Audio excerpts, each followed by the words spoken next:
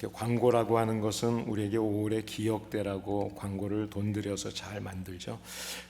제가 기억하는 광고 중에 역사는 2등을 기억하지 않습니다. 역사는 1등만을 기억할 뿐입니다 라는 광고를 본 적이 있습니다. 이 광고는 가끔 종종 제게 생각이 나는 광고입니다. 이 광고의 내용이 선의의 경쟁을 위한 것이겠지만 이 광고를 보면서 자라나는 세대들이 서로 옆에 있는 학우들을 또 이웃들을 공동체의 일원으로 생각하지 않고 서로를 경쟁 상대만으로 생각하고 적대시하지 않을까 하는 생각이 들었었습니다. 이 세상을 보면 세상은 경쟁으로 인해서 마음이 각박해지고 또 마음이 인색해지고 사회가 불안하고 또 경제적인 불황이 계속되고 계층 간의 갈등이 심화되고 또 한탕주의가 팽배한 가운데 삶의 고난으로 너무나 힘들어하고 지치시는 분들이 많이 있는 것 같습니다. 아마 이 아침에 예배 자리에 나오신 여러분들 중에도 이런 일들로 인해서 아마 힘들고 어려운 시간을 보내는 분도 있을 줄을 믿습니다. 이 아침에 이 예배를 통해서 하나님의 크신 사랑과 위로로 새 힘을 얻게 되기를 예수님의 이름으로 축복합니다. 우리가 이 땅을 산다는 것은 어떤 의미에서는 경쟁으로 인해서 많은 고통이 있습니다. 하나의 고통이 지나가면 또 하나의 고통이 오고 또 한 종류의 고통이 지나가면 또 다른 종류의 고통이 우리를 찾아오게 됩니다. 인생을 살다 보면 우리의 삶의 고난은 건강으로, 가정으로, 또 사업에, 자녀의 문제로, 신앙생활로 감당하기 힘든 일들이 많이 있습니다. 요즘에 많은 분들이 정치를 봐도 또 경제를 봐도 교육을 봐도 사회를 봐도 어느 것 하나 바른 게 없어서 참 좌절이 된다 하는 이야기를 많이 하십니다. 거기에 돌아보니까 종교는 어떨까라고 생각할 때 종교도 예외가 아니어서 우리가 섬기고 있는 하나님의 교회도 자기들의 이익을 위해서 세상의 법과 도덕과 윤리를 너무 쉽게 여기는 모습을 볼 수 있고 또 돈과 명예와 권력 앞에서 하나님의 정의와 공의도 진리의 복음도 무시되고 너무나 당당하게 철면피 같은 그런 교회들과 그런 목사들과 그런 장로들, 지도자들이 있는 모습을 보면서 목사로서 순간마다 자괴감을 느낄 때가 참 많이 있습니다. 이 세상을 보면 이렇게 메마른 것 같고 정말 강팍한 이런 골짜기와 같은 이런 광야의 삶을 살아가게 되는데 하나님을 통해서 우리가 이 땅을 살아가면서 이런 어려운 문제들을 만나게 될 때 우리는 진리의 복음이 메마른 이 시대, 이 메마른 광야에서 어떻게 하나님의 은혜를 누리며 하나님의 기적을 경험하며 살 수 있을까, 그런 생각을 오늘 본문을 통해서 함께 나누는 가운데 주님이 주시는 교훈을 받을 수 있기를 예수님의 이름으로 축복합니다. 오늘 본문의 내용은 이스라엘이 남유다와 북이스라엘로 나뉘어져 있을 때 북이스라엘이 모압이라는 나라와 전쟁을 치르기 위해서 세 개 나라의 연합군을 형성합니다. 그리고 에돔 광야로 가는 중에 일주일쯤 지났을 때 전쟁도 하기 전에 어려움을 겪게 되었습니다. 골짜기에 물이 바짝 말랐고 마실 물이 없어서 우리도 먹을 것이 없고 짐승들도 먹을 것이 없는, 하늘에는 비가 올 종조가 전혀 보이지도 않는 오히려 뜨거운 태양만 장렬하는 그런 상황이었습니다. 그때 북이스라엘의 왕이었던 여호람의 반응이 오늘 본문 10절에 나오는데요. 이스라엘 왕이 이르되 슬프다, 여호와께서 이 새 왕을 불러 모압의 손에 넘기려 하시는도다 하니라고 이야기합니다. 이스라엘 왕 여호람은 절망에 빠졌습니다. 낙심하기 시작했습니다. 그리고 환경에 대해서 불평하기 시작했습니다. 하나님 앞에 불평하고 있지만 사실은 하나님이 하라고 했던 일도 아니었고 자기들이 원해서 연합해서 이루었던 일일 뿐입니다. 그리고 그 일을 시작할 때 하나님 앞에 기도하지도 않았던 일이었습니다. 그러나 이것이 하나님이 우리를 죽게 만드는구나 하고 불평하기 시작했습니다. 결론부터 말씀을 드리면 20절에 아침이 되어서 소제를 드릴 때 물이 에돔 쪽에서부터 흘러나와 그 땅에 가득했다라고 성경이 이야기합니다. 그런데 이렇게 된 일이 어떻게 된 일인가? 엘리야 선지자가 이미 18절에서 예언도 했고요 하면서 이 일에 대해서 이 일은 하나님이 보시기에는 아주 작은 일이라고 이야기했습니다. 비도 오지 않는데 구름도 없는데 갑자기 골짜기에, 마른 골짜기에 물이 차고 넘치는 이 일이, 이것이 작은 일이다. 하나님이 보시기에는 작은 일이다. 그렇게 이야기합니다. 실제로 21절에서 27절까지의 말씀을 쭉 보시면 물이 햇빛으로 비춰질 때 그것이 붉은색이 되니까 핏물인 줄 알고 모압 족속들이 그 세 나라가 서로 싸우다가 이제 다들 피를 흘리고 있구나. 그래서 결국은 그들이 전쟁을 하러 온 것이 아니라 약취하러 왔다가 오히려 저들이 도망가게 되고 죽게 되는 그런 상황을 보게 되죠. 문제에 부딪혀 보면 가장 먼저 나타나는 우리의 모습은 여호람처럼 낙심합니다. 절망합니다. 그리고 사람을 찾아보죠. 이 사람과 의논해보고 저 사람을 붙들고 애원해봅니다. 그리고 그래도 되지 않을 때 원망하고 불평하게 되죠. 그런데 오늘 본문 11절을 보면 또 다른 한 사람의 모습을 우리에게 보여주고 있습니다. 11절에 유다의 여호사밧 왕이 이런 이야기를 합니다. 우리가 여호와께 물을 만한 선지자가 여기에 없느냐. 다시 말하면 하나님 앞에 여쭤봐야 되겠다는 거죠. 하나님을 바라보기 시작했습니다. 그리고 하나님의 뜻을 구하는 선지자, 하나님 앞에 기도하는 선지자를 찾기 시작했습니다. 사랑하는 여러분, 우리의 인생 속에서 겪게 되는 모든 문제를 해결받는 기적을 경험하기 위해서 첫 번째로 우리가 해야 할 일은 우리의 모든 문제를 가지고 전능하신 하나님 앞에 가지고 나와야 하는 것입니다. 자, 이렇게 하나님을 찾았을 때 한 병사가 이런 대답을 합니다. 하나님의 선지자가 어디 있느냐라고 물었을 때 한 병사가 엘리사가 여기 있나이다. 엘리야의 제자였던 엘리사를 찾았다고 이야기합니다. 자, 그 이야기를 듣고 이 두 왕이 어떤 행동을 하는가 하면 이스라엘 왕, 남유다의 왕이 함께 이 엘리사를 찾아갑니다. 신하를 지켜서 갈 수 있어요. 그런데 이 시급한 문제 앞에서 직접 그 선지자, 기도의 선지자, 하나님의 선지자를 찾아갔습니다. 신앙생활이라고 하는 것은 무엇일까요? 우리의 신앙생활이라고 하는 것은 우리의 삶의 시선을 하나님 앞에 맞추는 것입니다. 내 모든 문제, 환경, 모든 것들을 하나님 앞에 맞춰놓고 살 때 하나님의 능력이 나의 능력이 되어서 우리의 인생의 기적이 일어나게 되는 것입니다. 우리가 교회 이름을 정하면서 교회 이름이 비전이라는 단어 앞에 좋은이라는 이름이 들어갔습니다. 이 좋은이라는 말, 다른 말로 표현하면 나쁜 비전, 잘못된 비전이 있다는 말이겠죠. 좋은 비전과 나쁜 비전의 차이는 무엇일까요? 좋은 비전의 뜻을 알면 나쁜 비전, 잘못된 비전의 뜻을 쉽게 이해할 수가 있습니다. 그렇다면 좋은 비전은 뭘까요? 좋은 비전이라고 하는 좋은이라는 단어는 선하다는 뜻을 가지고 있습니다. 선하신, 좋으신 하나님, 그 하나님을 이야기할 때 사용됩니다. 그래서 예수님께서도 자기를 이야기할 때 친히 자신을 말씀하시면서 I am the good shepherd, 나는 선한 목자다. 선한 목자는 양들을 위해서 목숨을 버린다. 양들을 위해서 목숨을 버리는 자가 진짜 선한 목자다라고 이야기해요.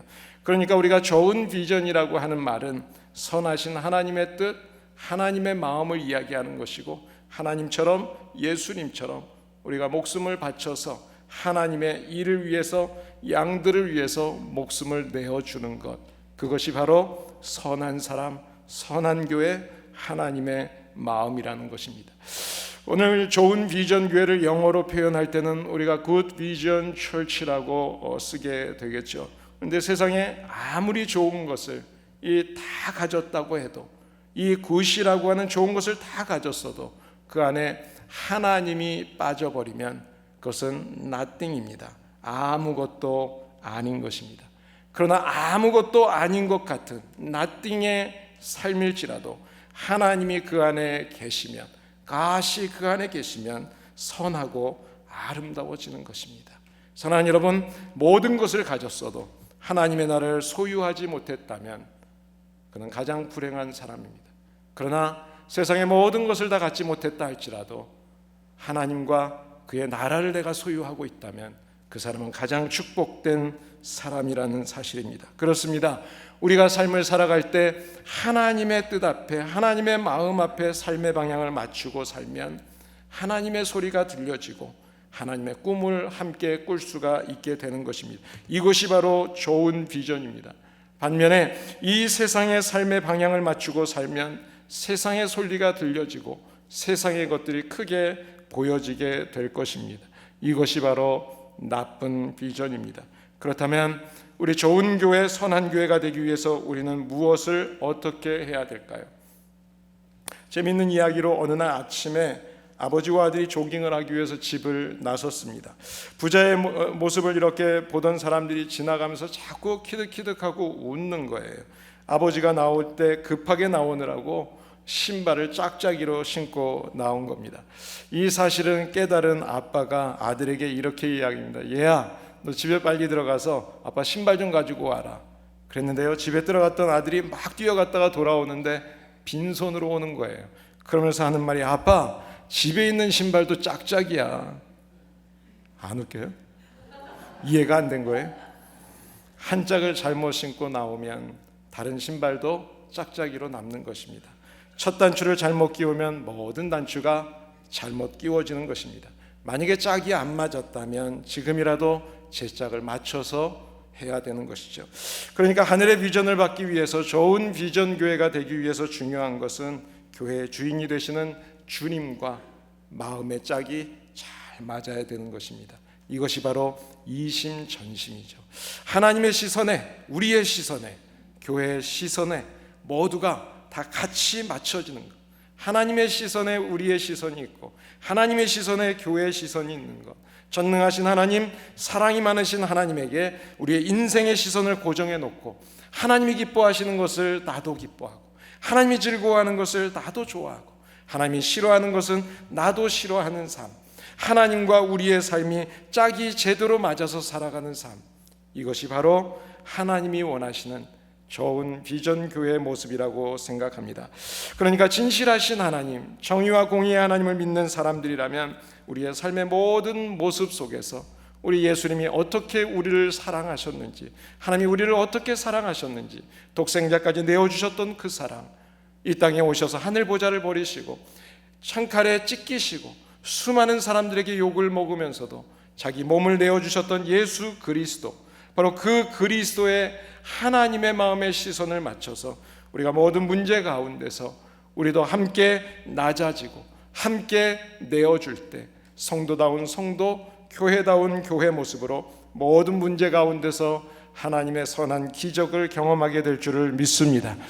15절에 보면 두 왕의 내방을 받았던 엘리사 선지자가 검은 고 탈자를 불러오라고 이야기합니다. 이제 내게로 검은 고 탈자를 불러오소서. 예언의 말씀과 악기가 서로 연결되는 곳은 신구약 성경 가운데 이곳밖에 없습니다. 특별한 곳입니다. 여러분, 검은 고라고 하는 것은 현악기입니다. 검은 고는 현악기예요. 우리 찬양을 인도할 때 기타를 치는 것처럼 현을 통해서 소리가 나는 겁니다. 그러니까 줄을 퉁김으로 인해서 소리가 나는 게 현악기죠. 그러니까 현악기는 줄이 끊어지면 소리를 낼 수가 없습니다. 현악기에게 있어서 줄이라고 하는 것은 생명입니다. 왜 이스라엘에 문제가 생겼을까요? 바로 하나님과 하나님의 백성들과의 기도의 줄이 끊어져 버렸기 때문입니다. 우리가 문제를 해결받는 기적을 경험하기 위해서는 하나님과 기도의 줄이 끊어지지 않아야 합니다. 아마 여러분들이 많이 들어보셨을 텐데요, 바이올린 연주자 중에 파가니니라는 분의 일화가 종종 우리에게 들려지는 이야기가 있습니다. 이 파가니니가 바이올린을 연주하는데 연주를 막 시작했을 때 얼마 안 돼서 갑자기 줄이 하나가 툭 하고 끊어져 버렸습니다. 그런 상황에서 계속 연주를 하고 있는데 한참 계속하는 중에 또 하나의 줄이 툭 하고 끊어져 버렸어요. 바이올린은 4줄입니다. 이제 2줄로 열심히 절정에 다다랐을 때 또 한 줄이 끊어져 버렸습니다. 마지막 한 줄을 가지고 최선을 다해서 남은 곡을 마친 이후에 조바심을 가지고 지켜보던 수많은 청중들이 일어나서 박수로 파가니니를 격려했다고 합니다. 사랑하는 여러분, 우리가 인생을 살다 보면 이 줄만은 놓치지 말아야지 했는데 인생의 줄들이 끊어질 때가 있어요. 사랑을 베풀었는데 그 사람에게 상처를 받고 인간관계의 줄이 끊어질 때가 있어요. 열심히 사업을 하기 위해서 열심히 뛰어다니고 일했는데 갑자기 사업의 줄이 끊어지고 물질의 줄이 끊어질 때가 있어요. 어느 날 갑자기 건강의 줄이 끊어지기도 합니다. 사랑하는 여러분, 그러나 인생의 줄이 다 끊어진다 할지라도 그럼에도 불구하고 우리를 사랑하시는 독생자 예수 그리스도, 우리를 사랑하시는 전능하신 하나님 아버지, 그 하나님을 신뢰하고 의지한다면 그 하나님의 마음에 여러분의 마음을 맞추고 있다면, 그 믿음의 한 줄이 끊어지지 않는다면 여러분의 인생은 다시 끝까지 멋지게 연주할 수 있는 인생이 될 줄을 믿습니다. 이제 문제를 해결받는 기적을 경험하기 위해서 또 하나 우리가 갖춰야 될 것은 하나님과 기도의 줄을 잘 맞춰야 하는 것입니다. 검은고는 현악기이기 때문에 조율을 잘해야 합니다. 아무리 줄이 잘 돼 있어도 조율이 되지 않으면 좋은 연주를 할 수가 없습니다. 이스라엘 왕들과 지도자들이 하나님과의 기도의 줄이 풀어졌어요. 영성의 줄이 느슨해졌어요. 믿음의 줄이 헝클어졌어요. 그러니까 모압과의 전쟁이 중요한 게 아니라 이스라엘 왕들의 문제고 지도자들의 문제고 백성들의 영적인 문제가 우선이었어요. 내 영혼이 잘된과 같이 범사가 잘 되는 것, 하나님 바로 영혼이 먼저 중요한 것입니다.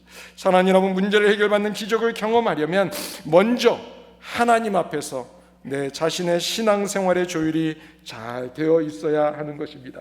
여러분의 검은고 줄은 평평히 잘 조율이 되어 있습니까? 여러분의 기도의 줄이 풀려져 있지는 않습니까? 멋진 연주를 할 수 있도록 언제든지 여러분의 검은고 조율이 잘 조율이 되어 있는가요? 엘리사는 검은고 타는 사람에게 이제 조율이 잘 된 검은고를 연주하게 했습니다. 자, 찬송을 연주할 때 그때 하나님의 손이 엘리사 위에 임하게 됩니다. 성령이 찾아오셨다는 거예요. 성령이 역사하시기 시작하셨다는 거예요. 이 메마른 에돔 골짜기에 샘이 터지기 전에 선지자 이스라엘의 가슴 속에 골짜기에 이 개천이 터지게 된 거죠. 인생의 골짜기에 샘이 터지기 전에 내 마음의 골짜기에, 믿음의 골짜기에 샘이 먼저 터져야 되는 거예요. 성령의 은혜를 받아야 되는 거예요. 말라붙었던 기도의 샘이 터지고 회개의 샘이 터져야 우리의 인생에 승리가 있고 신앙생활의 승리가 있는 것입니다. 진심으로 회개하는 회개의 기도로 하나님과 나와의 기도의 줄을 잘 조율을 하셔서 기적의 역사를 경험하시는 저와 여러분들, 우리 좋은 비전교회가 될 수 있기를 예수님의 이름으로 축복합니다. 이제 검은고 줄이 조율되고 악기가 연주되면서 16절에 보면 골짜기에 개천을 많이 파라는 하나님의 음성이 들려오기 시작합니다. 여러분, 이 골짜기는 어떤 골짜기였습니까? 시냇물이 흐르고 샘이 솟아야 될 골짜기임에도 불구하고 바짝 말라버린 절망의 골짜기, 자갈밖에 보이지 않는 그런 골짜기였어요. 물 없는 골짜기는 사막이 되어버리는 것입니다.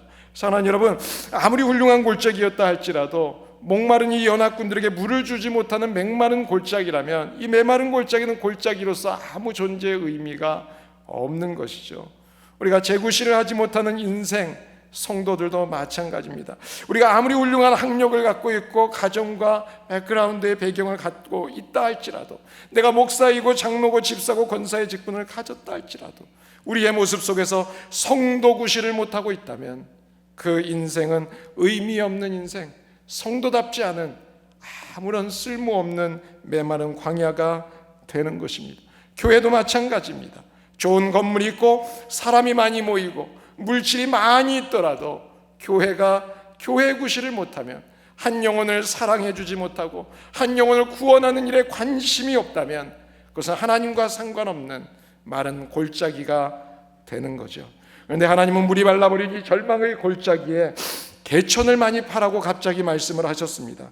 사랑하는 여러분, 문제를 해결받는 기적을 경험하기 위해서 마지막으로 우리가 해야 될 것은 하나님이 행해 주실 기적을 믿고 구하라는 것입니다. 너희가 믿으면 기적을 보리라. 그러니까 이 골짜기마다 물이 넘칠 것이라는 것을 믿고, 아직 구름은 보이지 않고 비는 보이지 않지만 샘을 파는 거예요.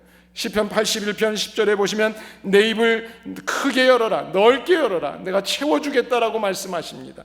예레미야 33장에 보시면 너는 내게 부르짖어라, 내가 네게 응답하겠는데 내가 생각했던 것보다 더 크고 비밀한 일, 은밀한 일을 내게 보이리라고 말씀해 주고 있습니다. 사랑하는 여러분, 깊이 파면 많이 고이게 되어 있습니다.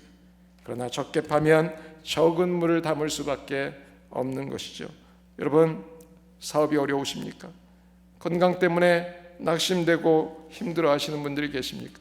자녀들의 문제로, 해결되지 않은 문제로 힘들어하시는 여러분, 어려우세요? 걱정하지 마세요. 이어지는 17절 말씀에 이렇게 이야기합니다. 너희가 바람도 보지 못하고 비도 보지 못하되 이 골짜기에 물이 가득하여 너희와 너희 육축과 짐승이 마시리라. 그리고 20절 말씀에 이렇게 이야기합니다. 믿음으로 나아가는 순종의 결과가 어떤지. 아침에 소재 드릴 때 물이 에돔 편에서부터 흘러와서 그 땅에 가득하였더라. 그래요, 말씀하신 대로 바람도 불지 않아요. 비도 오지 않았어요. 그런데 그 골짜기에 물이 흘러 넘치고 있었어요. 온 백성이 일어나서 아침에 기도하는 그 아침 소재 그 시간에 하나님은 기적을 베풀어 주셨습니다. 이른 아침 골짜기 흘러 넘치는 물에 아침 해가 찬란하게 비치게 되었습니다. 그뿐이 아니었습니다. 말씀하신 대로 21절부터 27절을 보면 물 한 방울 없는 그 메마른 골짜기에 물이 흘러 넘치고 아침 햇살이 비치니까 적군들이, 그 모압 사람들이 보면서 그 물에 비친 붉은 빛을 보면서 이 세 나라가 싸우다가 지들끼리 죽었구나. 그래서 쳐들어왔다가 연합군의 반격을 받고 모두가 대패하고 도주하게 되죠. 사랑하는 여러분, 인생에서 감당하기 어려운 고통을 만날 때마다 내가 달려갈 품이 있고 모든 것을 털어놓을 수 있는 품이 있는 사람은 행복한 사람입니다. 샘을 파세요. 크게 기도하세요. 그리고 우리의 상황을 알고 계시는 하나님을 믿고 구하세요. 우리의 삶의 모든 것을 알고 계시는 하나님, 그 하나님 앞에 달려갈 때마다 변함없는 사랑으로 품어주시는 그 하나님이 개입하시기 시작하면 여러분을 괴롭히던 경제적인 문제, 사업의 문제, 또 관계의 문제, 건강의 문제, 자녀들의 문제 다 해결될 줄을 믿습니다. 마지막으로 한 가지 이야기를 하면서 말씀을 정리하려고 합니다. 작가 정채봉 씨의 글 가운데 첫마음이라는 글이 있습니다. 첫마음. 1월 1일 아침에 찬물과 세수하면서 먹은 첫마음으로 1년을 산다면, 학교에 입학하여 새 책을 앞에 놓고 하루 일과표를 짜던 영롱한 마음으로 공부를 한다면, 사랑하는 사이가 처음 눈을 맞던 날의 떨림으로 내내 계속된다면, 첫 출근하던 날 신발끈을 매면서 먹은 마음으로 직장 일을 한다면, 아팠다가 병이 나은 날의 상쾌한 공기 속에 감사한 마음으로 몸을 돌아본다면, 개업날의 첫 마음으로 손님을 언제고 돈이 적으나 밤이 늦으나 기쁨으로 맞는다면, 세례를 받던 날의 빈 마음으로 눈물을 글썽이며 교회에 다닌다면, 나는 너, 너는 나라며 화해하던 그날의 일치가 가시지 않는다면, 여행을 떠나던 날 차표를 끊던 가슴 뛰이 식지 않는다면, 이 사람은 그때가 언제이든지 늘 새 마음이기 때문에 바다로 향하는 냇물처럼 날마다 새로우며 깊어지며 넓어진다. 제가 하루에 첫 시간을 시작할 때 제 유언을 읽어보고 또 읽어보는 글 중에 하나입니다. 새 마음, 첫 마음. 이 첫 마음을 다른 말로 표현하면 초심이라고 할 수 있겠죠. 초심은 맨 처음에 가졌던 마음이라는 뜻입니다. 일반적으로 특정한 목적을 가지고 본격적으로 어떤 일을 시작하게 될 때 맨 처음 그 일에 대해 지녔던 순수한 의도와 마음가짐을 의미하는 것입니다. 그런데 이 초심이라는 말이 쓰여지는 경우는 긍정적일 때가 아니라 이것이 지켜지지 않고 부정적인 방향으로 변해가게 될 때 주로 사용하게 되죠. 그래서 초심을 대표하는 속담이 개구리 올챙이 시절을 모른다라는 말이 있습니다. 개구리가 올챙이 때 생각을 못하듯이 상황이 바뀌었을 때 초심을 기억하지 못하는 것을 이야기하는 것이죠. 그렇습니다. 우리의 인생의 모든 문제는 성공과 실패의 문제가 아닙니다. 하나님 앞에서 시선을 맞추고 하나님의 뜻대로 제대로 사느냐의 문제입니다.